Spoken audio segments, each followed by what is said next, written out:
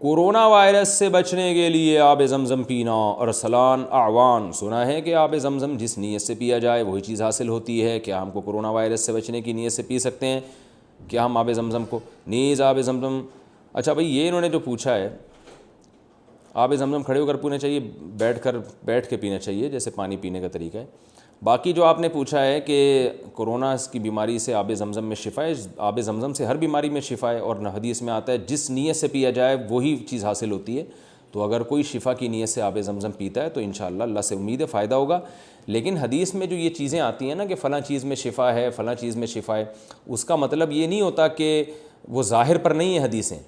جیسے قرآن میں آتا ہے شہد میں شفا ہے، لیکن آپ شوگر کے مریض کو شہد پلائیں گے تو وہ تو اور مرے گا. تو حدیث کے الفاظ میں عموم ہوتا ہے، مگر اس میں خود بخود کچھ تفصیلات ہوتی ہیں. شفا ہے یعنی بیسیکلی یہ چیز شفا کے لیے بنی ہے. اب کون سی چیز کس کو کس وقت فائدہ دے گی، یہ کام ڈاکٹروں کا ہے، طبیبوں کا ہے، حکیموں کا ہے، جو ماہر حکیم ہے وہ بتائیں گے. یہی وجہ ہے کہ ایسا نہیں ہے. جیسے دیکھیں نبی صلی اللہ علیہ وسلم نے فرمایا کہ کلونجی میں موت کے سوا ہر بیماری کی شفا ہے. تو کیا اس کا یہ مطلب تھا کہ صحابہ نے اس کا یہ مطلب تھوڑی لیا کہ اب ہمیں نہ کسی ڈاکٹر کی ضرورت نہ کسی حکیم کی ضرورت، جب بھی دنیا میں جو بھی بیماری ہوگی ہم کلونجی کھائیں گے؟ ایسا نہیں ہے.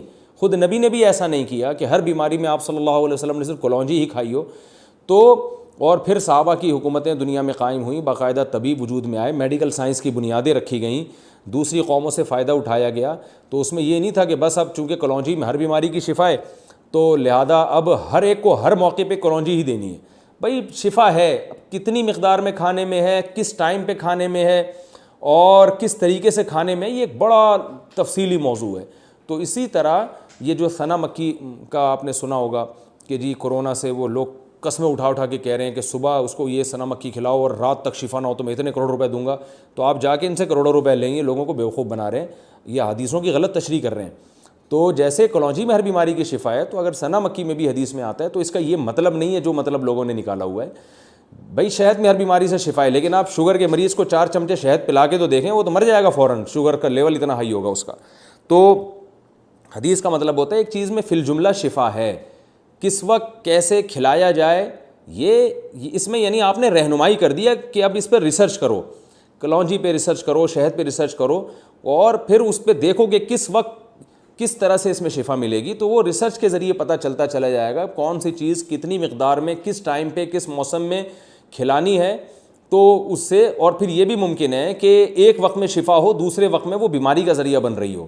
تو یعنی شفا اس میں فی الجملہ ہے نا. تو جیسے ہو سکتا ہے کہ ہم چینی کھانا چھوڑ دیں اور شہد کھائیں تو شوگر سے ہماری حفاظت ہو جائے، اس معنی میں شوگر سے شفا ہو، لیکن شوگر ہونے کے بعد کھانے میں جو ہے نا وہ نقصان ہو اس سے.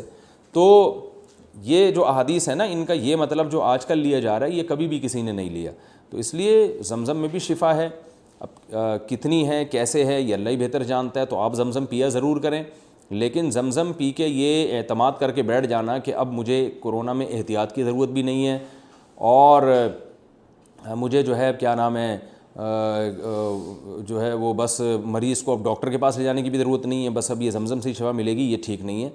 خود نبی صلی اللہ علیہ وسلم کا اپنا عمل اور صحابہ کا اپنا عمل اس کے خلاف ہے. انہوں نے بیماریوں میں ڈاکٹروں سے حکیموں سے اس دور میں علاج کروایا ہے، صرف زمزم پر اکتفا نہیں کیا گیا. تو باقی دوسرا ایک مسئلہ یہ بھی ہوتا ہے کہ ان چیزوں میں جو شفا ہوتی ہے عین ممکن ہے کہ جس بیماری کے لیے آپ پی رہے ہو اس بیماری سے شفا نہ ہو، لیکن اس کے بدلے میں اللہ دوسری بیماری سے آپ کو شفا دے دے. تو یہ بھی حدیث میں یہ چیز بھی شامل ہو سکتی ہے، یعنی یہ چیز بھی حدیث کے مفہوم میں داخل ہے. جیسے ہم کہتے ہیں نا کہ دعا لازمی قبول ہوتی ہے، تو کس طرح سے قبول ہوتی ہے یہ اللہ ہی بہتر جانتا ہے. جو چیز آپ مانگ رہے ہیں بعض دفعہ وہ نہیں ملتی، اس کا آلٹرنیٹ مل جاتا ہے. تو عین ممکن ہے زمزم میں آپ کو شفا مل رہی ہو، لیکن جس بیماری کے لیے آپ پی رہے ہیں اس بیماری کو اس طرح سے فائدہ نہ پہنچا رہی ہو، کسی دوسری طرح سے اس بیماری کے سائیڈ ایفیکٹ سے آپ کو روک رہی ہو جو آپ کے مشاہدے میں نہ آ رہا ہو. تو اس لیے بس ان تمام چیزوں کو اچھی نیت سے استعمال کر لینا چاہیے کہ بھئی زمزم میں شفا ہے تو ہم پئیں گے انشاءاللہ، لیکن اس پر اس طرح سے اعتماد کر کے بیٹھ جانا کہ اب ہمیں کوئی دوا کی ضرورت نہیں ہے، یہ نبی صلی اللہ علیہ وسلم اور صحابہ کے اپنے عمل کے خلاف ہے اور اسلاف کے عمل